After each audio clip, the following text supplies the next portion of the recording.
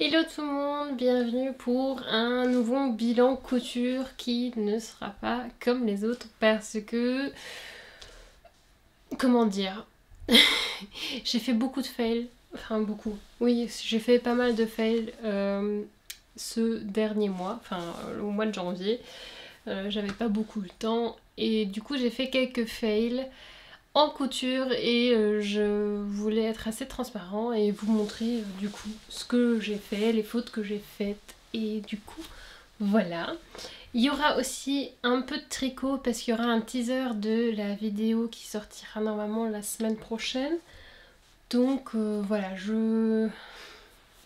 allez vous chercher un thé. J'ai mon bazar ici, vous voyez aussi déjà quelques petits bazars ici.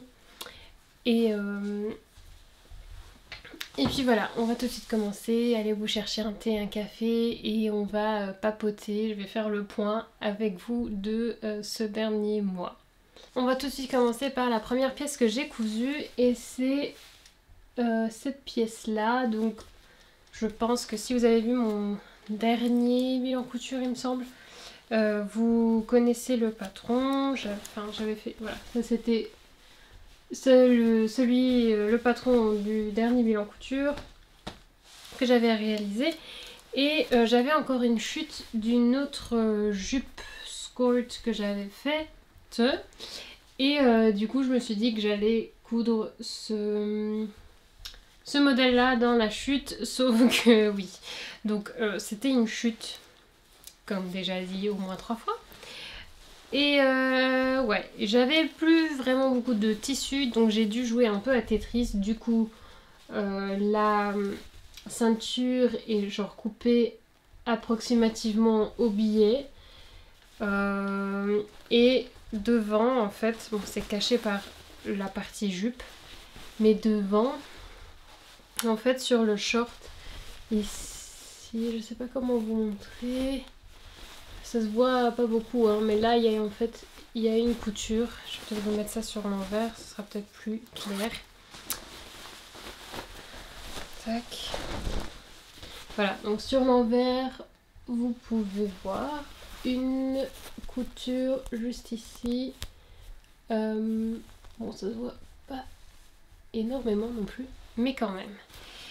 Donc voilà, c'est dans une chute, donc je pense le derrière, enfin la partie arrière du short n'est pas coupée dans... Non voilà, c'est la partie avant qui n'est pas coupée dans le droit fil, donc ça n'est absolument pas élastique. Ce qui fait que au final, elle est un chouïa petite. En tout cas, elle est un peu plus petite que l'autre. Enfin, il y a quand même... bien 2 cm, voire 3 même, j'aurais dit, de différence entre la première version et la deuxième. Donc au niveau de la taille, c'est vraiment short. J'arrive à la mettre, il n'y a pas trop de soucis. Mais bon, c'est quand même, celle-là est quand même largement plus confortable que la deuxième version. Mais bon, je voulais optimiser encore ma chute. Et du coup, j'ai voulu absolument l'utiliser. Et c'est pour ça que je l'ai faite comme ça. Comme déjà dit dans l'autre bilan couture, c'est un patron fait maison que j'ai décalqué à base d'une jupe short que j'avais de chez Stradivarius, que j'avais chopé de seconde main. Donc je n'ai pas de patron à vous donner pour ce modèle là, mais donc voilà. Donc entre guillemets on commençait déjà avec un petit fail, d'autant plus que c'était vraiment le premier projet que j'ai cousu après mes examens, ou même c'était encore pendant mes examens il me semble. Et du coup oui, j'étais contente d'avoir retrouvé mes machines parce qu'elles étaient en révision et j'ai tout de suite voulu coudre quelque chose et ouais, c'est un peu trop petit, c'est dommage, elle me va. Mais bon, je suis pas très à l'aise non plus dedans, donc je sais pas si au final je la mettrai beaucoup, ce qui est un peu dommage, mais on verra bien. Ensuite, j'ai cousu le t-shirt Briac, mais cette fois un peu différent que vous êtes habitué à le voir sur ma chaîne. J'ai fait une encolure carrée et au début j'avais tellement peur que j'allais foirer l'encolure carrée, mais au final elle est quand même assez jolie. Elle est un petit peu arrondie, mais franchement je trouve ça pas gênant du tout et c'est trop joli, j'adore. Le tissu, je ne sais pas si vous vous en rappelez, mais je l'avais présenté dans mon haul de... mon haul en décembre, il me semble, du marché de la foire au tissu. Et donc voilà, c'est une maille ajourée comme ça, trop jolie. J'ai encore une bonne chute. J'ai dû redécalquer du coup le Briac, je l'ai décalqué dans une taille 38. Et j'ai quand même bien dû enlever au moins 5 cm de chaque côté. Donc en tout j'ai enlevé 10 cm pour qu'il soit vraiment bien plaqué. En même temps c'est une maille très très élastique. J'avais peur de foirer parce que justement c'était très élastique. Et au final ça s'est super bien passé. J'ai vraiment... j'ai fait ça en 1h30. Donc voilà. Ça s'est passé super bien. J'ai utilisé... je sais même pas. J'ai même pas regardé parce qu'en fait j'avais 1,50 m et j'ai replié tout en longueur. 1,50 m ou voire 1,60 m je crois. Et j'ai tout replié pas complètement au pli mais genre juste autant que aussi large que mon t-shirt était. Et du coup j'ai utilisé toute la longueur donc je ne sais pas exactement combien de mètres j'ai utilisé. C'est un peu bête, mais voilà, je voulais optimiser un peu mon coupon parce que j'aimerais bien me faire le Bluma Tank aussi dans cette maille-là. Et peut-être aussi, si j'ai encore assez, un t-shirt Briac tout simple, peut-être à manches longues, en colure carrée, manches longues peut-être, je ne sais pas encore. Ça dépend tout de comment je peux optimiser mon coupon. Mais donc voilà, ça c'est un t-shirt que j'adore porter, je l'ai pas foiré. L'ourlet du bas, pour une fois, je l'ai fait un peu différent que d'habitude. Et aussi l'ourlet des manches. J'avais pas envie de sortir, enfin j'avais pas envie de renfiler ma surjeteuse en recouvreuse. J'étais un peu feignante. Et du coup, j'ai décidé de simplement... Je sais pas si vous connaissez la technique là, mais en fait vous repliez votre ourlet, enfin vous pliez votre ourlet une fois, vous faites un ourlet simple, pas un double rentré, mais un rentré normal, et puis ensuite vous tournez le tout comme ça, tac, et est-ce que ça focus? Voilà, et ensuite vous cousez à travers les 3 épaisseurs du coup. Et ça vous fait un ourlet vraiment... Enfin, ça donne un autre rendu. Et je trouve que... Ça se voit? Ouais. Je trouve que ça rend un petit quelque chose aussi à l'ourlet. Ça se voit pas souvent. Et du coup, j'ai voulu essayer cette technique-là. Et je l'ai fait du coup sur les manches et aussi le bas. Et ça me plaît beaucoup. Autre projet que j'ai fait, vous allez remarquer que j'ai cousu beaucoup de mailles. C'est le Bluma Tank. Hop. Voilà. C'est... Alors, pour le tissu, je l'avais acheté il y a 2 ans. Ouais, il y a 2 ans au Mondial Textile, Mondial Tissu, je crois que c'était Mondial Textile en Belgique. Mais ça revient à la même chose que Mondial Tissu. Et je sais pas s'ils l'ont encore ce tissu là. Mais je m'étais déjà fait un col roulé et j'avais encore une chute. Bon, il y a encore mon fil de surjet qui pendouille. J'avais encore une chute du coup et j'ai décidé de me faire un Bluma Tank assez fluide et sympathique. Je me suis dit que ça pourrait ramener quelque chose, un petit peps à des tenues basiques un peu. Et du coup j'ai préféré faire ça. Le Bluma Tank je l'ai fait dans une taille 4. Donc le patron va de la taille 0 à 16. J'ai de nouveau fait l'ourlet comme sur l'autre t-shirt. J'ai fait cet ourlet là. Et quoi de plus à dire? En vrai, pas grand chose. Je ne me rappelle plus combien ce tissu m'avait coûté. Je ne sais plus non plus la composition, il me semble que ça doit être de la viscose, genre c'est viscose ou un truc comme ça. Et puis voilà. Ah, pour le patron peut-être, ça peut être peut-être intéressant. Le patron, vous pouvez l'avoir gratuitement si vous vous inscrivez à la newsletter de Paradise Pattern. Donc ça c'est assez sympa. Parce que sinon il coûte quand même je crois 10 €, il me semble, sur Etsy. Et si vous inscrivez à la newsletter, bah, vous l'avez gratuitement. Et franchement, je trouve que c'est un super bon basique. C'est super facile à réaliser, ça va rapidement. Je crois en 1 heure, même pas, je l'avais fini. Donc c'est vraiment des projets très sympathiques à faire. Et ouais, je voulais quelque chose d'assez simple, qui ça me tracasserait pas la tête, genre pour reprendre la couture. J'avais pas vraiment la tête pour vraiment me concentrer et faire un truc assez compliqué. Je voulais quelque chose qui aille vite et des pièces assez basiques aussi au niveau de la coupe parce que j'aimerais bien refaire un peu le tri dans mon dressing et justement un peu innover au niveau de mes hauts et t-shirts parce que j'ai souvent la même chose et ça m'énerve un petit peu. Donc voilà, autre projet qui s'est super bien passé du coup, mais bon là il y a 2 projets qui vont suivre. J'ai été un peu dégoûtée. Alors pour le prochain projet, je vous avais déjà présenté aussi le patron là il me semble.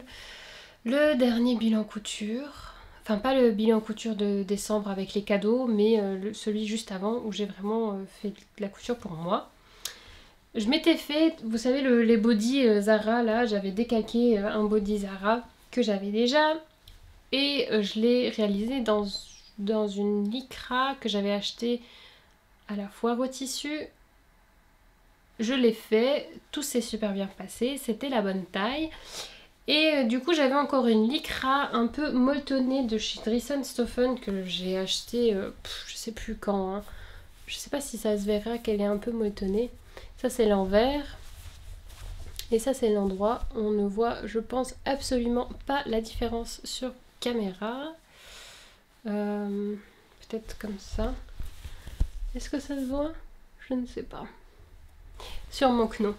Soit, vous devrez juste me croire que c'est molletonné, si vous n'allez pas le voir.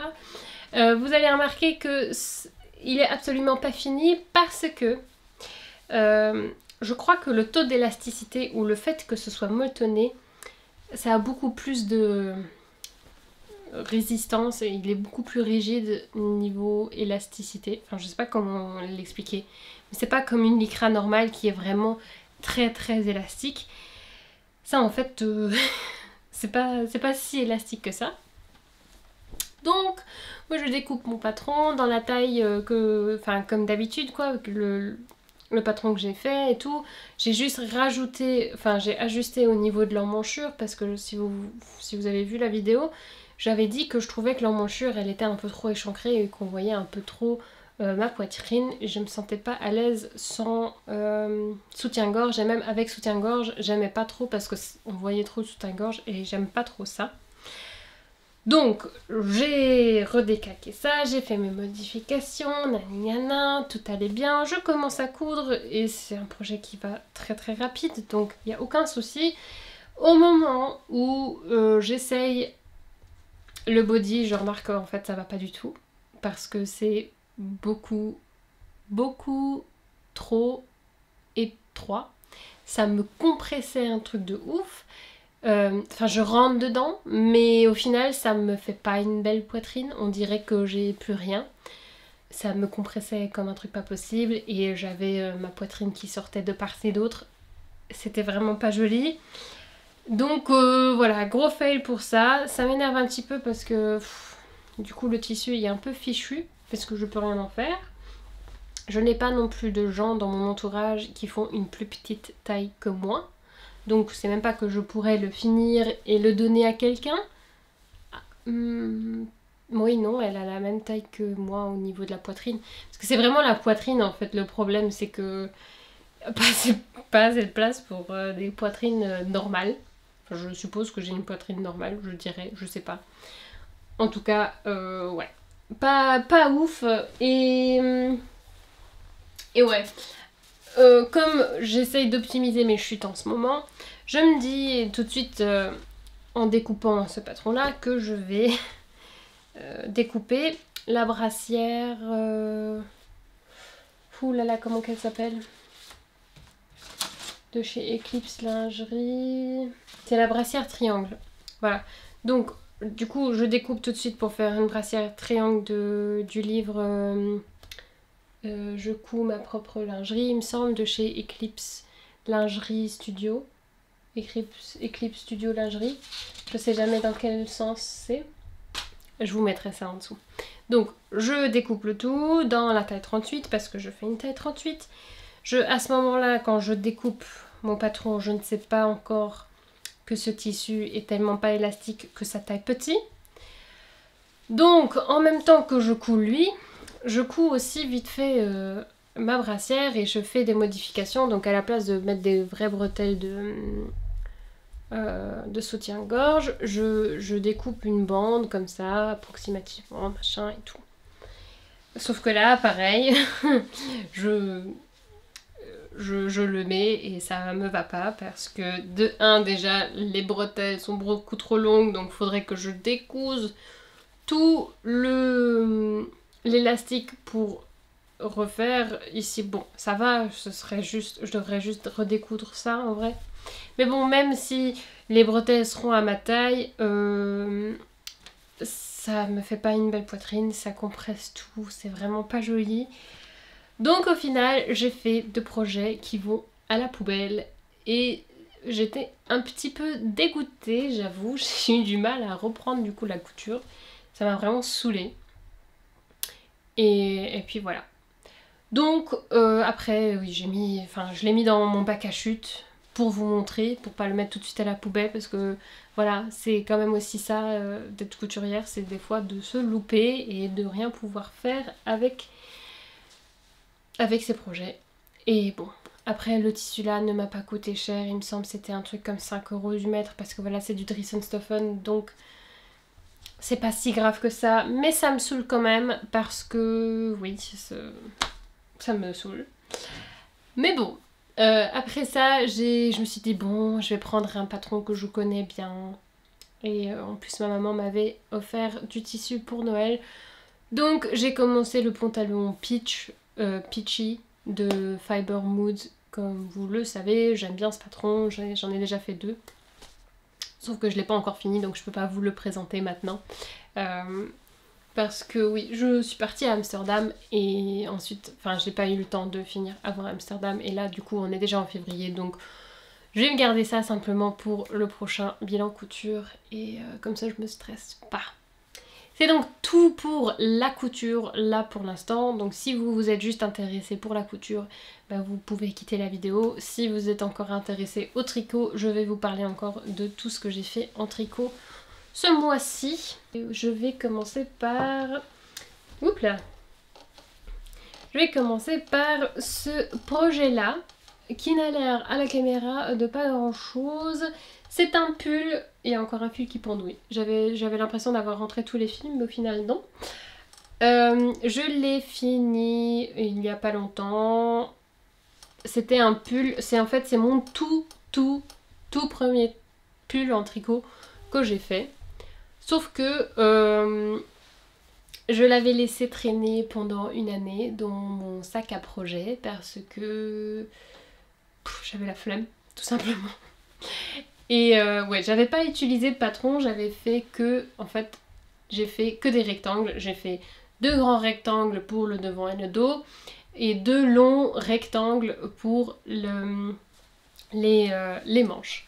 Les manches, vous voyez, je me suis dit, oh, ça va avoir l'air cool. Je vais faire une manche avec les côtes de 2 en gris et l'autre en blanc. Et ensuite, je vais faire des rayures. Et je vais faire l'autre manche juste inversement, genre avec les côtes de 2 en blanc et en gris. Voilà. Donc, moi je fais des rayures. Alors, enfin, j'aime bien les rayures verticales. J'aime pas les rayures horizontales. Je fais des rayures horizontales, pas savoir pourquoi, c'est pas grave. Mais voilà. C'est pour ça qu'au final, j'avais arrêté de tricoter ce pull parce que je me disais, bah, déjà, t'as fait des rayures horizontales alors que tu détestes ça, tu vas jamais le mettre. Mais bon, en même temps, ça me faisait... Enfin, j'étais un peu dégoûtée de le laisser traîner à moitié fini dans mon sac parce qu'en fait, il manquait plus que d'assembler tout. Donc, j'ai pris une petite heure, j'ai assemblé le tout et j'ai eu ce pull. Bah, après, au final, il est joli, hein. C'est juste que voilà, l'encolure, bah, c'est une encolure un peu à l'arrache, sans colle vraiment. Là, si je remarque que je le mets souvent, je rajouterai peut-être un petit col pour que ça fasse un peu plus fini. Mais donc voilà, j'ai fait mes premiers pas là-dessus sur les côtes de deux. Le dos est plus beau que le devant, parce que le devant, voilà, à un moment, ça se voit, je pense que j'ai foiré. Mais bon, c'est pas grave, c'est le premier tricot que j'avais fait et j'en étais quand même vraiment très contente. Pour la laine, je ne me rappelle plus exactement laquelle c'était, je crois que c'était la marque Scharnmeier, j'arrive jamais à prononcer le truc. J'essaierai de vous retrouver le modèle et je vous le mettrai ici. Parce que c'est quand même un peu dommage parce qu'elle est hyper douce. C'est du polyester, enfin c'est de l'acrylique. Mais franchement c'est super doux. Je sais pas comment ils ont fait cette laine. Mais elle est vraiment très très très douce, très agréable au toucher. Et donc voilà, le premier tricot enfin fini, pull en tricot enfin fini que j'ai fait. Pull à manches longues surtout. Donc voilà. Petit teaser pour la vidéo de la semaine prochaine. J'ai fait, regardez-moi ça, des jolies petites belles moufles, oui. Des moufles. Franchement, hop. C'est pas ouf, hein, voilà, c'est des moufles. Mais bon, je me dis que le temps va va de nouveau être froid. J'ai cru comprendre qu'on allait avoir de nouveau des températures à la -8. Je me suis dit que j'avais besoin de moufles. Et du coup, je m'en suis fait dans cette couleur-là. Le soleil s'invite dans ma chambre, c'est très joli. Voilà, donc la couleur est plutôt fidèle. Je pensais avoir pris quelque chose comme du brun clair, mais plus je vous regarde la laine, plus j'ai l'impression que c'est du ocre. Mais bon, c'est pas grave, l'ocre est aussi très très joli. Et donc j'ai réalisé ces moufles avec un tuto YouTube que je vous laisserai en barre d'infos au cas où vous êtes intéressés. Et la laine, pour la laine, j'ai utilisé la laine Dream de chez Zeman qui est 90 acrylique, 20% 80 pardon 80% acrylique, 20% laine et elle est franchement super agréable. Et dans la même laine, j'ai réalisé ce petit cache-oreille parce que quand je mets quand j'ai un chignon ou juste une queue de cheval, j'ai tellement froid aux oreilles et du coup je me suis dit que ce serait quand même assez pratique d'avoir quelque chose comme ça. Et du coup je me suis fait ça et je le trouve super beau, j'adore. Pareil, j'ai utilisé un tuto YouTube pour faire celui-là. J'ai réalisé ça avec la machine à tricoter Centro, hein. Comme ça vous savez. Et je m'éternise pas trop sur les projets non plus parce que ça fait partie de la vidéo. Mais donc voilà, j'ai fait ces projets-là. Le dernier projet que j'ai fait dans la vidéo, je ne vous le montrerai pas, comme ça il y aura quand même un effet surprise au moins. Et donc voilà, je me suis fait ce petit ensemble là, je trouve ça super joli. Ma maman a vu ce petit bandeau, elle m'a dit « Oh, tu veux pas m'en faire un aussi, ce serait super bien ».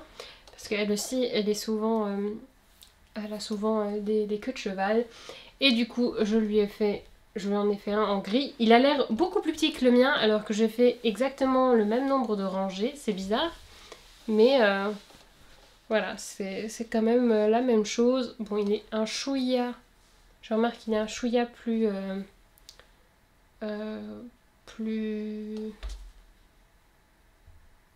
serré. Il est un chouïa plus serré que le mien. Mais franchement, ça va. J'espère que ça va aller parce qu'elle a quand même beaucoup de boucles.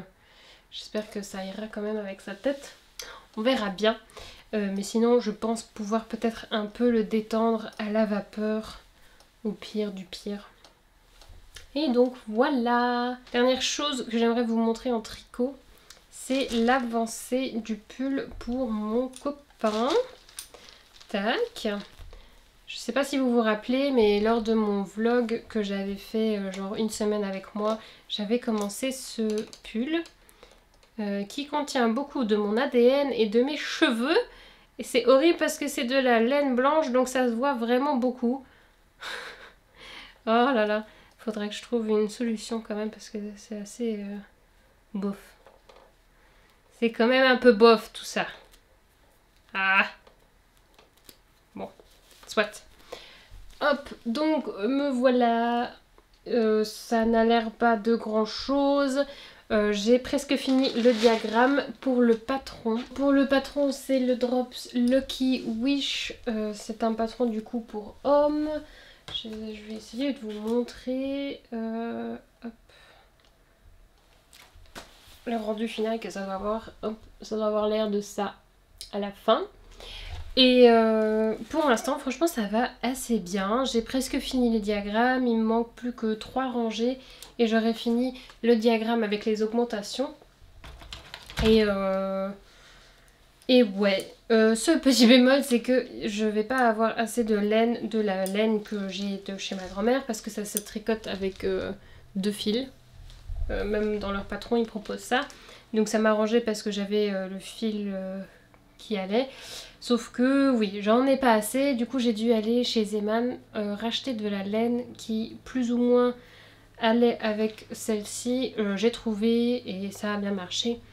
Mais du coup, voilà le point sur le tricot. Je vais pas m'éterniser parce que je sais que ça ne vous intéresse pas beaucoup non plus. Mais bon, vous savez déjà que la semaine prochaine, il y aura une vidéo tricot. J'espère que ça va vous plaire, bien sûr.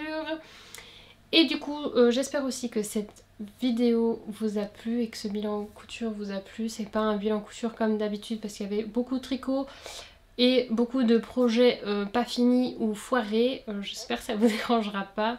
N'hésitez pas à me dire si vous avez aimé la vidéo avec un pouce bleu ou aussi en commentaire. Ça me fait toujours très plaisir de vous lire. Et n'hésitez pas non plus à vous abonner au cas où.